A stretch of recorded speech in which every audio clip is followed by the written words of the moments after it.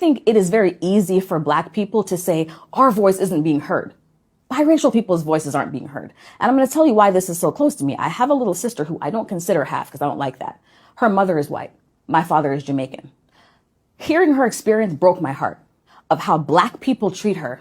Is your hair weave? You think you're better than me. Oh, you think you're bad, this and that. It's heartbreaking. She has an experience as a biracial woman, and no one allows her to talk. No one allows people like you to talk or you to talk and say, I get discriminated against. People think I'm better than them when I just walked in the room being born how I was born. I didn't do anything. So as Black people, we tend to have a loud voice.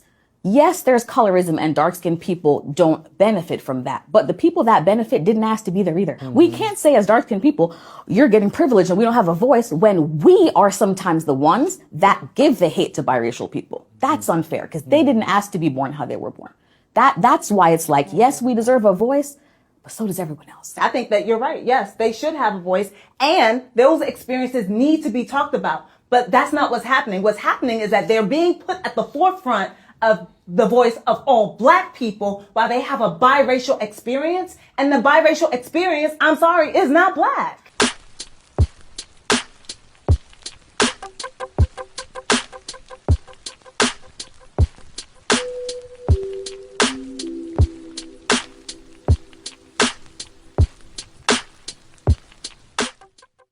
Yo, so we back in here for another edition of F-ya-Motha, and the girl at the end was making sense, but let me just take it back to the big heavyweight woman that was defending biracial women. First of all, ma'am, you ain't even biracial. I understand that it's close to you because you got a family member that is biracial, but like the girl at the end said, she ain't Black. And second of all, I'm so tired of these dark-skinned Black people that are fucking traumatized from when they was 13. Your ass is 38 years old. Grow the fuck up. I don't even understand people that still bring up their childhood. Clearly, you need therapy if you're in your 40s. Hell, if you're past the age of 21 and you're still talking about how you got picked on and when you were in middle school, you need a psychiatrist. You need to talk to somebody. You know what I'm saying? Or you need to call this number, 1-800 do the Lord's work. You need to do something. But to be trying to shift the blame to Black people not giving you a voice, if you're a grown ass person, you got a voice.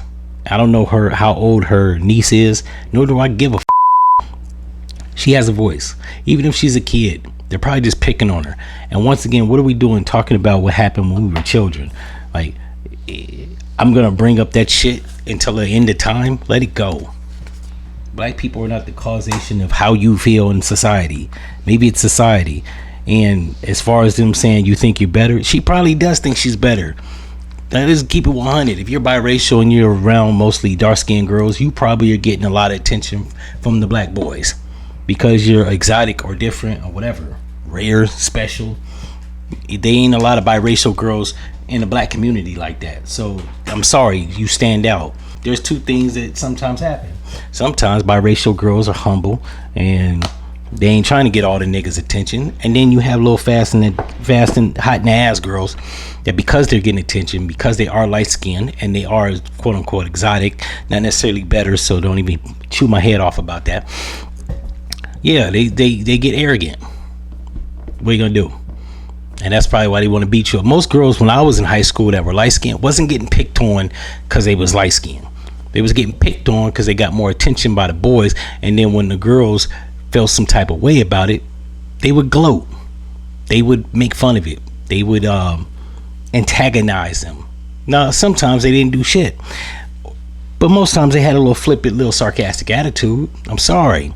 Not being humble and being sarcastic and arrogant, that could get you beat up.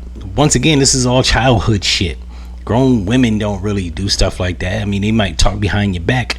Once again, as a grown-up, remove yourself away from toxic people. This is not necessarily a color thing. If you're a light-skinned grown woman and this is happening around dark-skinned women, you might want to get away from those particular women. I know a lot of dark-skinned women that aren't threatened or at the least bothered by a biracial women, no matter how good they look, because they know they have confidence and they know they the shit. Maybe you're just hanging around lowbrow, low self-esteem dark-skinned women that feel some type of way, and that's toxic. You might want to move yourself away from toxicity. Just gonna put that out there. But for this dark-skinned woman, like defending her, get a life. and it sounds from her accent she's Caribbean. It's always these non-black American people, or as I like to call them, melanated people, that always want to take on this all-encompassing. Maybe that's some Caribbean shit. Have you ever thought about that? Maybe the girl is biracial, but she's having altercations with biracial girls or Caribbean girls. You want to make this a black thing? I can't say it is or it isn't. However, I do know Caribbean people throughout America, namely New York, Atlanta, Florida, have their own enclaves. So it's probably not even American black girls doing this shit. So to make it a black thing when it's probably a Caribbean black thing, yeah, you might want to specify that. Get your mind right, or get your mind right. In any event, if y'all like this episode, I hope I clarified that and articulately worded that shit. It made sense.